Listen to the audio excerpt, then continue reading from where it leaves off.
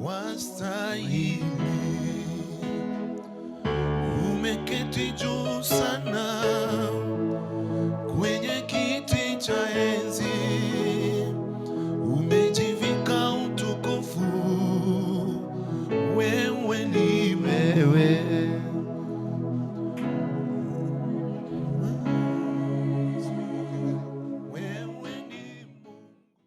Kuna anga imefunguka. Kuna watu destiny yao is being returned. Nyota yako ilikuwa imeibiwa, inakuja sasa. Sasa inua mikono yako. Inakuja sasa. Unanijua vyema Bwana. Najua vifungo vyote vilikuwa vimewafunga, kutoka sasa vimeondoka. Kutoka sasa uzembe uliokuwa ndani yao umeondoka. Kutoka sasa ugumu uliokuwa ndani yao umeondoka. Na ninajua ya Mungu kwamba Mungu umetenda. What is your destiny?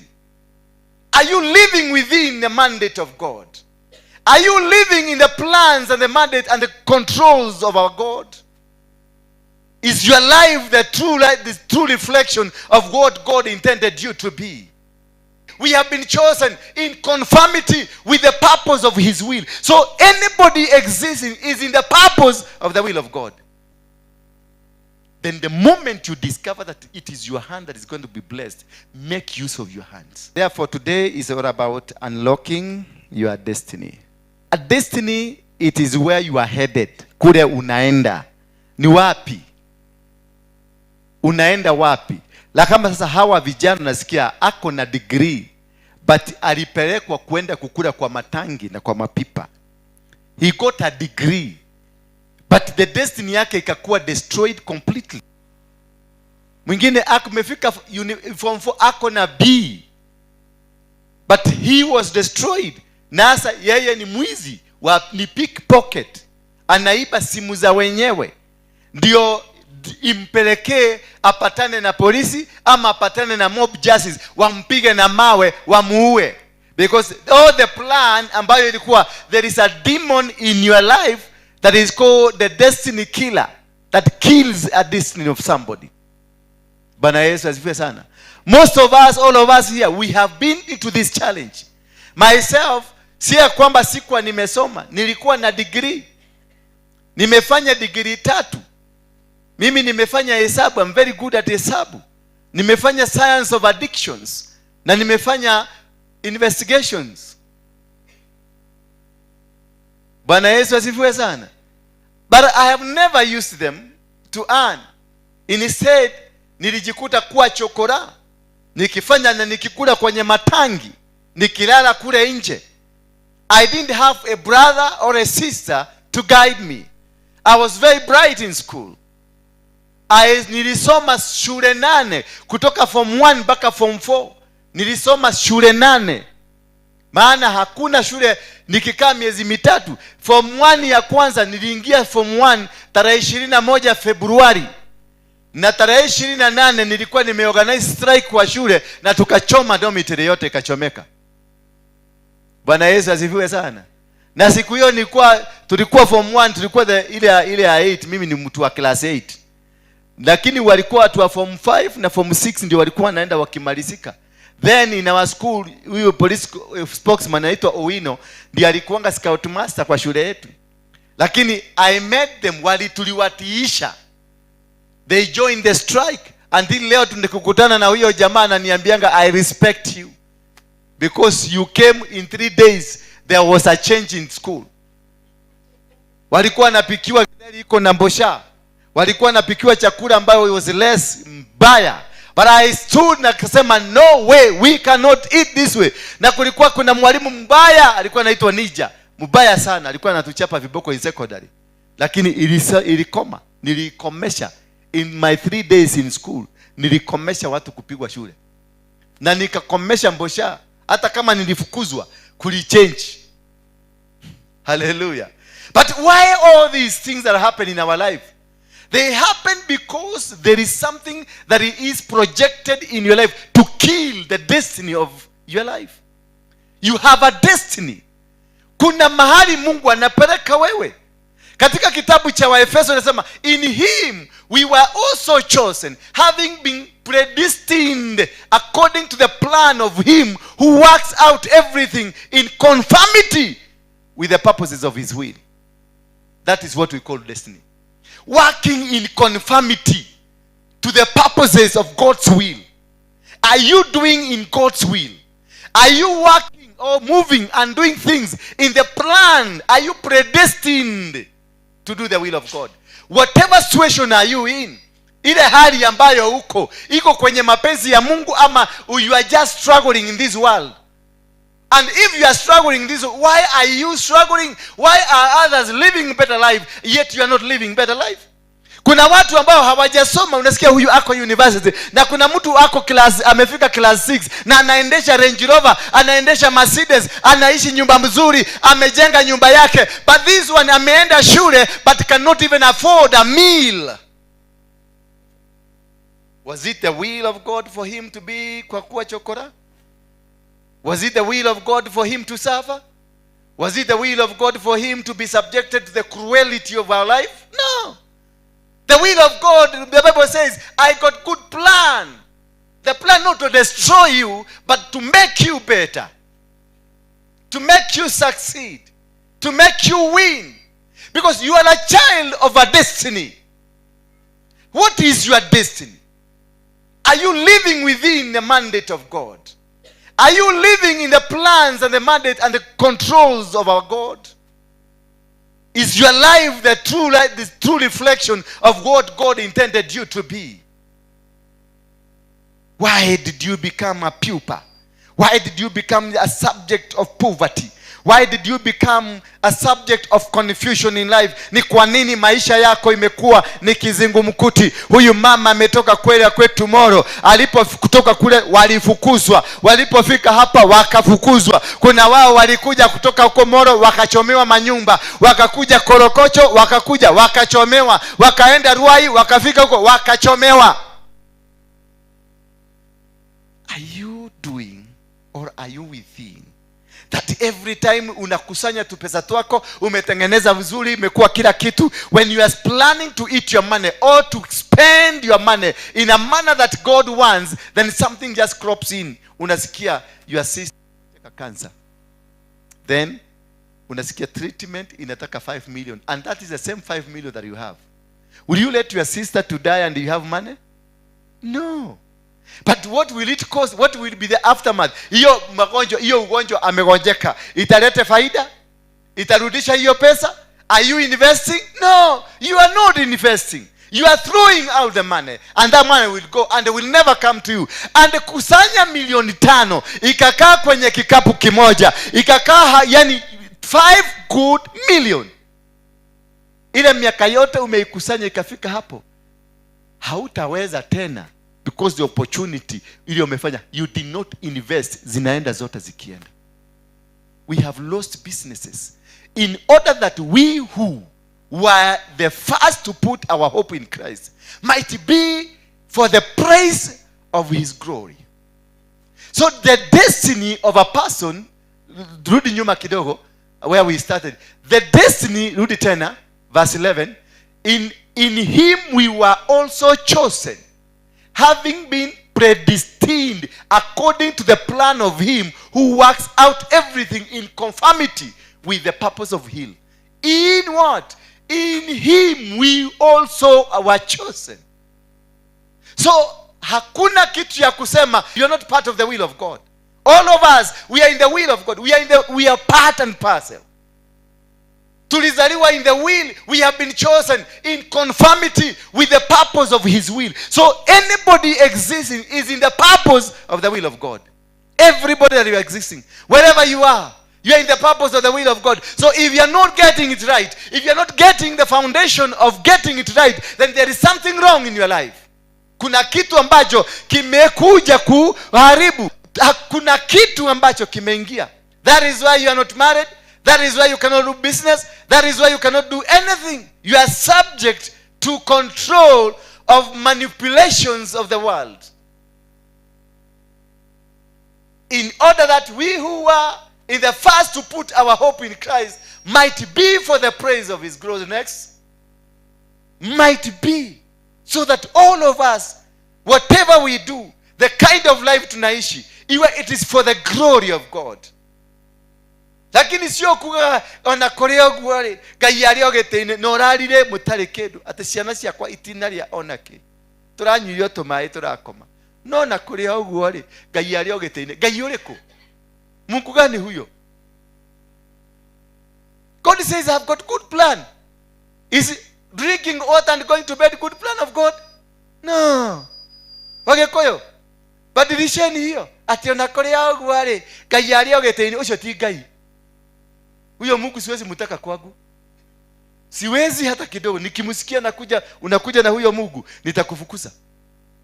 Maana najua my God has got good plan, not to destroy me, but to make me good. Hallelujah. And number 13 nasema, and you also were included. You are not outside. You are included. You are part of the growth of God. You are part of the successes of God. You are part of being a winner. You are born a winner, not a loser. Haukuzaliwa ukiwa mtoto ambaye ni umaskini. Haukuzaliwa na umaskini. The time you were born, everything that belongs to you came with you. Kama wanaume wanaendesha magari yako, pia wewe gari lako lipo. Kama wanaume wako na mashamba, pia shamba lako lipo. Kama wanaume wako na wake, pia wawe wako yuko. Kama wanaume wako na pesa, pia zako ziko. Hakuna pesa zilitengenezewa mtu mmoja zikabakishia mtu mwingine. Kila mtu alitengenezewa. When you came to this world, ulikuja na kila kitu chako. Magari yako yamekuja, manyumba yako yalikuja, mashamba yako yalikuja, bwana yako alikuja, mke wako alikuja, biashara yako ilikuja, huduma yako ilikuja, kila kitu chako kiko. Everything that belongs to you, it is with you here, only that it has been hijacked by destiny killers. There are demons that controls and looks at you could destroy your destiny. The gospel of salvation, when you believed, you were marked in him. You are marked in him, Baba. You are marked. You are not an ordinary man. You are a powerful man. You got your wealth. Wakonole wako na gakari wegetoka. Mugikwe wako dokwale kwe bibi nikoleke. Na kodokwa na koro bibi ona polisi lino igashoka. Kama umewahi kuwa na pesa, hata kama zimeenda zitarudi. Mwambie zako pesa zangu zinakuja. Yes, ilikuwa education. Nilitolewa indicator. Ukitoa indicator sio kumaanisha lazima overtake. Ni kuambia yule I'm ready to overtake. Bwana Yesu asifiwe sana. Kama kuna pesa zilikuwa kwako, pesa hizo zilikuja kutoa indicator that you are ready to be rich. You are ready to be powerful. Ya kwamba pesa zako ziko, utajiri wako uko. Kama mtoto kama huyu alisoma, ni kumaanisha anaenda kutajirika. Masomo yake naenda kumunufaisha. He is going to be a different person. He is going to be powerful. Kwa hivyo usijali, whatever that is happening today, it is only for today. Hallelujah. Ni siku tu hii ya leo. Yaona wayon, hata ukifungua mdomo yote hautamaliza oksijeni, ni mingi sana. Hallelujah. Bwana Yesu asifiwe sana. Usijalishwe na what is happening now. You are being nikasigino kalitolewa. Kama ulikuwa na milioni 10, you got 100 million. Nikasigino tu kalitolewa. Kama ulikuwa na milioni 1, uko na 20 million. Nikasigino tu kalitolewa. Ni indicator. Akasema, akaambia gari ile iko mbele, ninataka kuovertake. It doesn't mean that you must overtake. Unamwambia I want now. Nataka kuovertake. Mwambie mwenzako now, I'm ready now to move. I'm ready now to carry pesa. Mwambie niko tayari kubeba mamilioni. Mwambie niko tayari kuendesha Range Rover. Mwambie niko tayari kuendesha Mercedes. Mwambie sasa niko tayari kwenda Ulaya. Mwambie niko tayari kujenga ploti yangu. Niko tayari. Niko tayari. Nede hareirie. Mwambie na lugha yako na marigo. Nede hareirie. Yes. Acha hivyo wanakuangaliaga na macho ingine inakaa macho inakaa kubwa kama biligori. Waambie I'm ready now to be rich. Kama ni kule unakoboa nyumba, enda waambie landlord, sasa I am preparing to become a landlord. Nilikuwa nimeletwa kwa hii nyumba yako nijue Quran, nijue kumanage ma customers wale mama hardcore. Nilitumwa tu nikuje, nilikosa pesa ya kulipa last month, ndio ni feel watu wakikosa pesa, ndio landlord akikuja akute mtu hana pesa ana feelingi aje, ndio nisiteseke. That is why nilikuwa nimeletwa hapa kwa hii inaitwa nini, ni field study.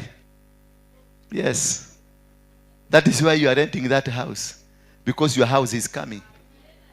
Lazima upelekwe. Usikubali kufundishwa kama mimi. Mwambie mwenzako usikubali kufundishwa kama Waruinge. Bwana Yesu asifiwe sana. Mimi nafundisha kwa na Mungu, to be very truthful. Hata ile mafundisho na wafundishaga hapa mingi sana sijuagi, inakujaga napatiago tu kavasika moja, hiyo nyingine na bio nitakufundisha kwa cloud. Hallelujah. And when you are taught, because ya ile kitu ile hali nimepitia ngumu. Una imagine kupigwa marisasi 12 kwa mwili na ukufi? Is that a good?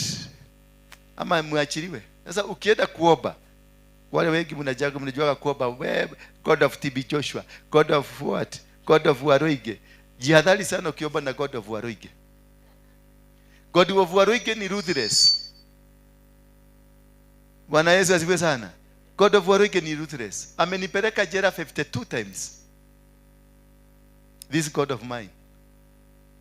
Nimepigwa risasi 12 kwa hii mwili yangu. Na nimenyongwa mara 2 na nimekataa, amekataa na mimi. This God. Wacha kwa ate I pray to God of Waruinge. Hana makata la bacha kodokaya. Riatoro. Hapana. Before you pray with that God of somebody, understand what has he taken him through, because he will come with the same formula to you. Hallelujah.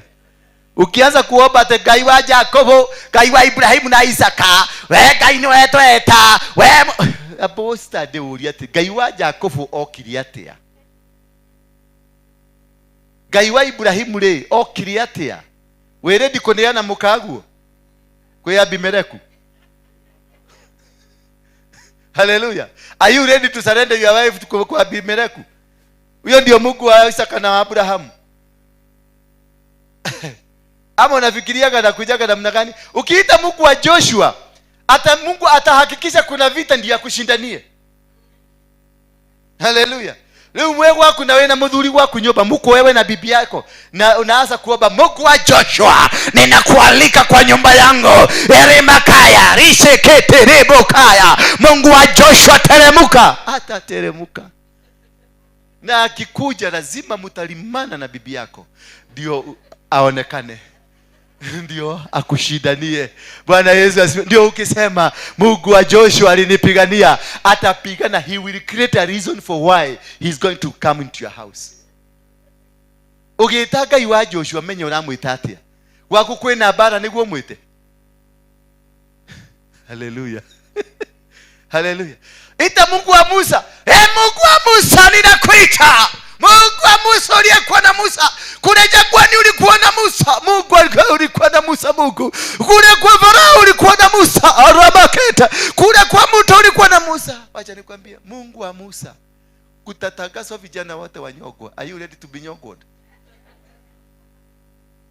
Ndio uchukuliwe upelekwe kwa mto. Ndio mtoto wa mfalme akuje akuchukue. Are you ready to go the process? Then you go 40 years in the wilderness. Most of you are in the wilderness because mulita Mungu wa Musa. That is where you are suffering. You are in the wilderness now because of who? You called Moses God of Moses. And God of Moses is a God of processes, the wilderness. Na ndio nakuta karenti unaweza kulipa vizuri, chakula unapataka ya getheri, lakini ya kusevu hakuna. You've been living loud life. You are there, yani you are there. Kaguo unavaa kamutuba kwa sababu mutuba ilikuja kungalisha watu. Unajua kama si mutuba tungekuwa tumekaa vibaya sana. Kamutuba kalikuja kwa sababu kamutuba ukipiga pasi mzuri kananyoroka, unaonekana ni kama kadisaina. Lakini ni Mungu wa Musa anakushughulikia. Maana Mungu wa Musa, wana wa Israeli, nguo zao hazikuraruka. wala hawakukosa mahali pa kukulala, na hawakukosa mana. They never changed the cloth. They lived in mutuba. Na kiatu haikularuka, walikaa kwenye mutuba. Na nyumba walipata shelter. But they stagnated forever. Napigwa na mama yako simu, tutumie shilingi 500 tununue chakula, na mami wako kometa koma. Kuku totire. Lakini mama yako akikuangalia kwa Facebook, kale kaguo umevaa, anaona pesa mtupu, lakini nikamutuba ka shilingi 300. Why? Because the God that you invited, Mungu wa Musa, lazima ajidhihirishe, maana umemuita. The spirit that appeared in Moses, it has to come to you. So you need to know, how are you inviting God? Unamuita aje? Unamuita akiwa Joshua, Mungu wa Joshua, ama unataka Mungu wa Mikaelo, ama Mungu wa Yusufu wa Kolino, Mungu wa Mikaelo haroroka? When you are even inviting these angels, you need to understand, why are you inviting the angel? Somebody is sick, mtu ni mgonjwa, alafu unasema Mikaelo, na Mikaelo, the diet ya Mikaelo, haroroka Mikaelo, aigoroka Mikaelo, ekate Mikaelo. No. You need to understand, this person does not need Mikael. Anahitaji Raphael, because Raphael is the angel of healing. Hallelujah. Sasa ukiitisha wa Mikaelo anabebaga. Ni mkitoka kidogo mnaambia orera mumire no gwahuro kire. Todo Mikaelo ni athire nake. Omwauma tu, mwakinya hau na Mikaelo akabeba kaenda. Kwa sababu Christians, they are the weakest vessels. Ukienda kwa Muislamu umuulize verse yote ya Qur'an, atakusomea from Genesis mpaka mwisho. Atakwambia verse fulani inasema hivi, verse fulani inasema, because what they have been grounded in the name, in the word. Nyinyi haujui. Nikakuuliza Matthew chapter 1 verse 1 inasema nini? Haujui. But you are staunch Christian. Nikikuuliza verse ya kwanza ya Biblia ni Matthew, katika New Testament ni Matthew, inasema nini? The first verse inasema nini? You don't know.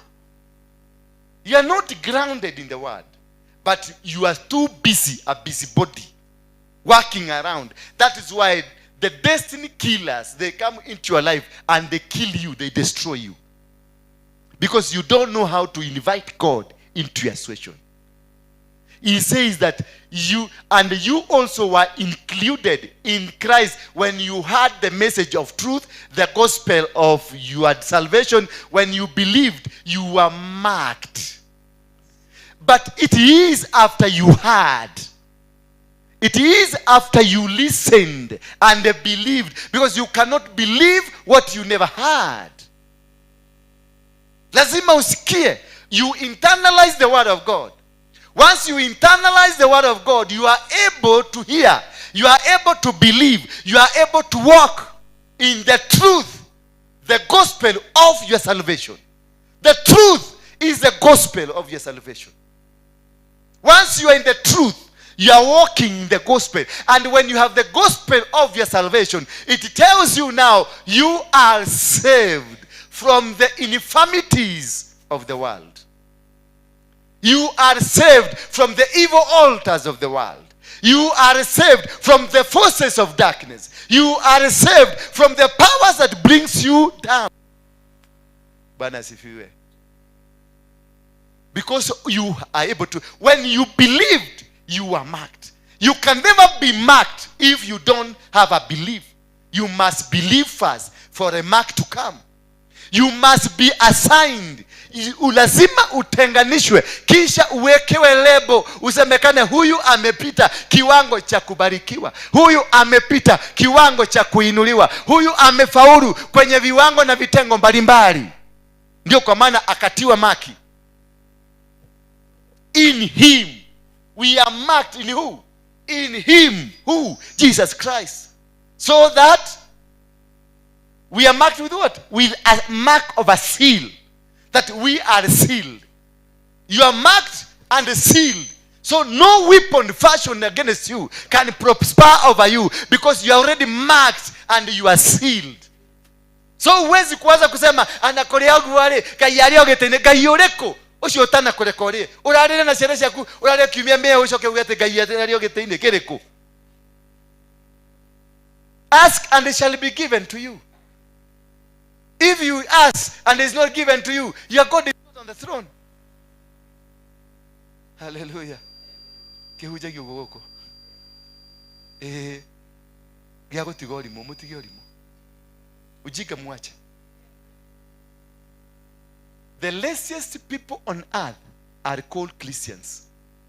The most bogus people on earth are called Christians.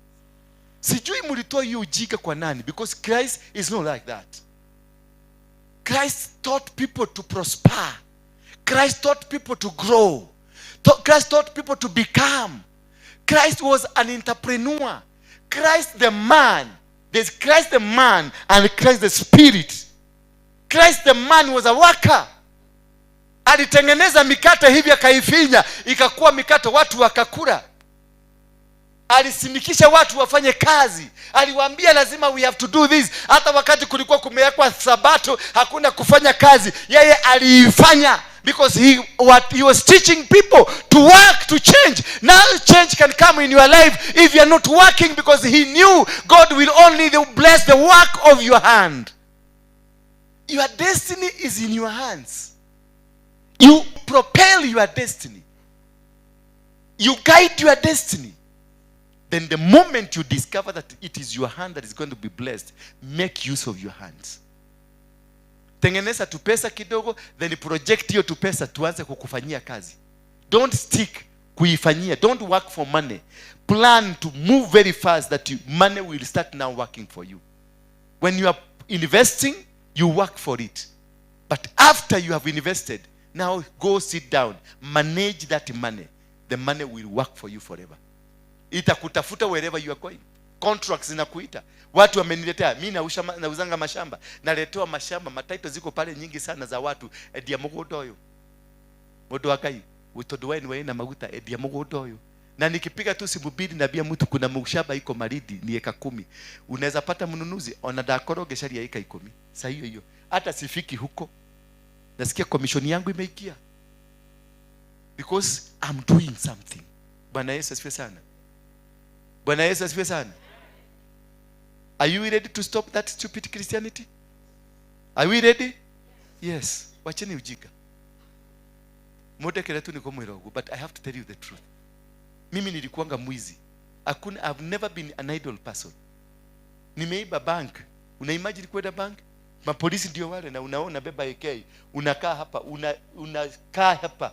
Yule ni polisi, unajua unaenda kuchokosa kifo. Unajua anytime you can die. Unakaa nayo hapa na mnapigana, unaingia ndani, unatoka na pesa. Is that not hard working?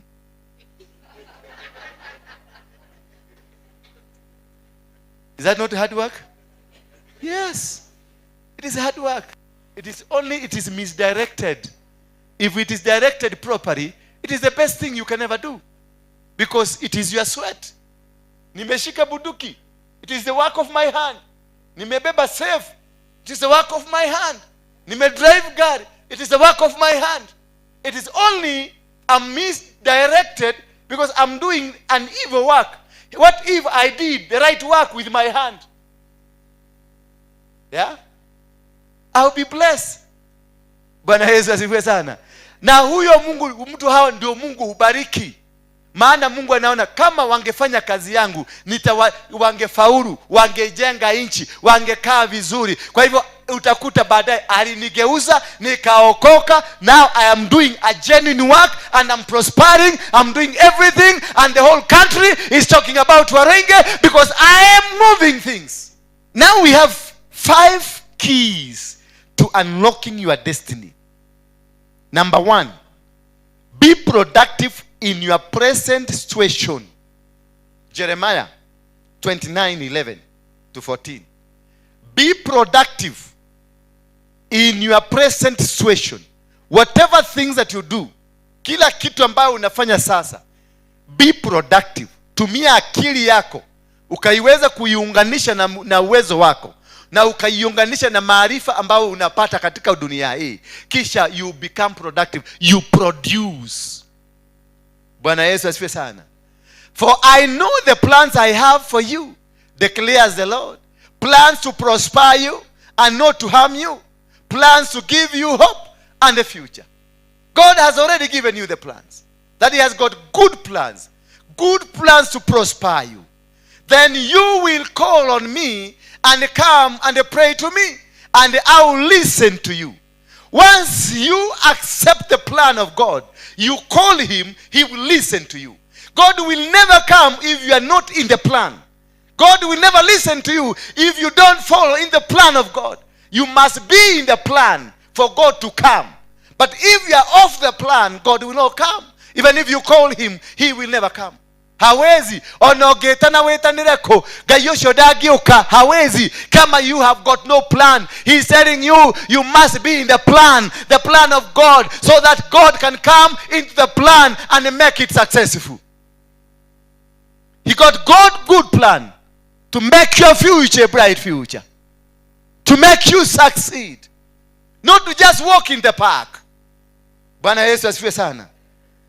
Number 2, resist shortcut mentality that leads to compromises. Resist shortcut. Ile mambo ya kutakaga mikato, ile mambo ya kutakisema hautaki, you don't want to struggle, you don't want to strain, you don't want to go to the stretch. Unataka upite hapa ndio uovertake wale wengine ama uruke wale wengine. Instead of doing what God wants you to do, you start looking on how you are going to bribe your way. You the bribers, you people who go because you want the shortcut in the patina, you want to give a bribe when others are lining up. You don't want to line up. God will never bless you. God will never bless you. If you have ever bribed, you've lost it. Siku moja nilihonga askari. Nilikuwa gari yangu haina insurance, and it's only 5,000 third party. Nikahonga askari pale Rongai na 2,000. Nikateremuka nikafika Nairobi West, nikapata nikashikwa na askari mwingine, nikamuhonga 2,000. Nikaingia town, nikashikwa na askari wa town, nikamuhonga 2,000. Insurance ilikuwa ya pesa ngapi? Nimepatiana ngapi? Nilikaa chini nikajiuliza, how stupid am I? Because I want shortcut. Na hii nimetoa this 5,000, nitatoa ni the entire year, not 1 month, the whole year. But because I'm shortcut mentality, I lose more than what I do. And people who are in that shortcut mentality, they lose a lot. They lose a lot. Jeremiah 29. You will seek me and find me when you seek me with all your heart. Bwana Yesu asifiwe sana. It is not just seeking him, sio tu kumuita. It is seeking him with all your heart. Si kumuita nusu nusu. Oh my God, oh my gosh, hallelujah.